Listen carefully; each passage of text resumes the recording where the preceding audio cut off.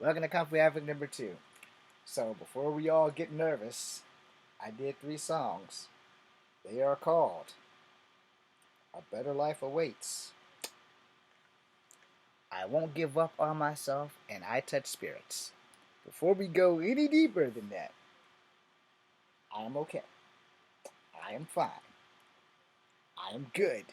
I am great. I fear that I have to explain this to y'all just because if you've been with me long enough, you know that I suffer from depression.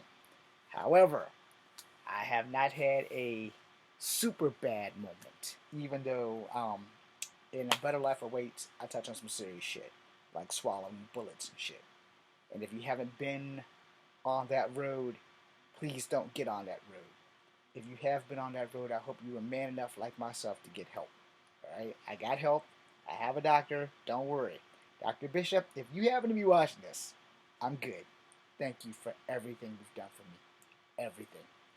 I never would have ever got help if it wasn't for you. I wouldn't be here today to sing these horrible ass songs if it wasn't for you. So thank you, Dr. Bishop.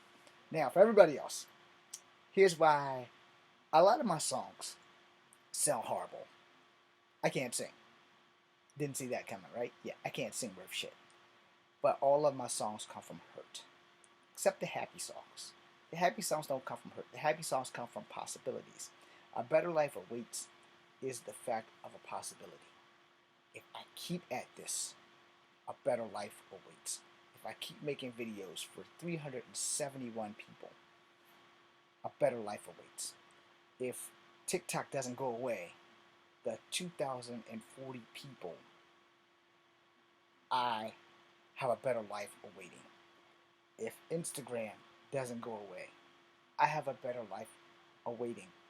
I just got to get to the end of the road. I just got to get to the end of the road.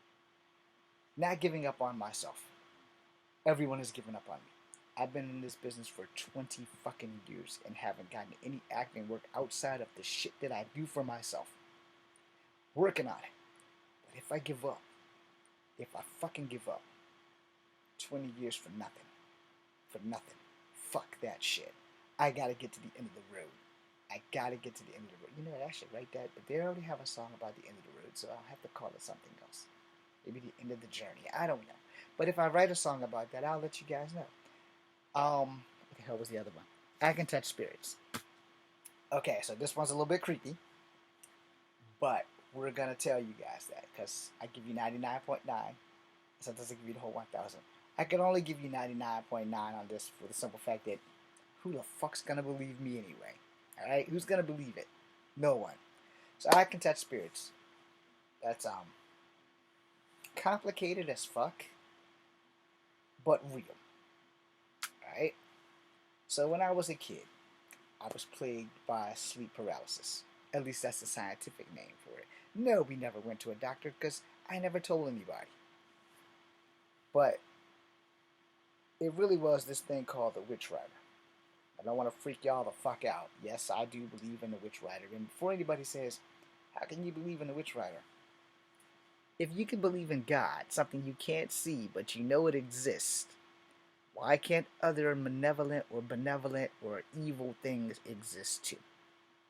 I've seen ghosts. I don't share that shit because I don't want to be in a fucking padded room. But the Witch Rider, I've been choked by that motherfucker more than half my life. Started when I was 7 and ended when I was 15. And how did it end? I can touch the spirits. I'm going to leave it right there. I'm not going to go into the whole fucking story about how I was 7 years old and no matter where I slept and how I slept, the son bitch kept choking me. There's no need for that. Just know that it hasn't been back. It's not coming back. And if it does, I'm waiting for it. I am waiting for this motherfucker. Because I've said this before, and without sounding completely crazy, I'm going to prove this motherfucker exists. I'm going to prove this bitch exists. Because if I can prove that it exists, I truly have lived up to the moniker of King of the Impossible. So sidestep Flash Gordon. I'm about to take your title. If I can prove this motherfucker exists, it's going to go away forever. And the last thing I said to it when I was 15 is that I'm going to prove that you exist. I say, so as long as I'm alive, I will hunt you the way you hunted me. for the bulk of my childhood, this thing came after me. That's the long and short. It got me at my dad's house in Smithfield on Riverview, and it was the last time. And how do I know it wasn't my dad? Because I locked my dad out the house. Not only did I lock him out the house, I hooked the screen doors so he couldn't get in. He taped all the windows with plastic because he had one air conditioner, and we were ghetto fabulous, where we taped every window with plastic except for the one the air conditioner sticking out. Cooled the whole house for the whole summer. We ran that bitch for 3 hours a day.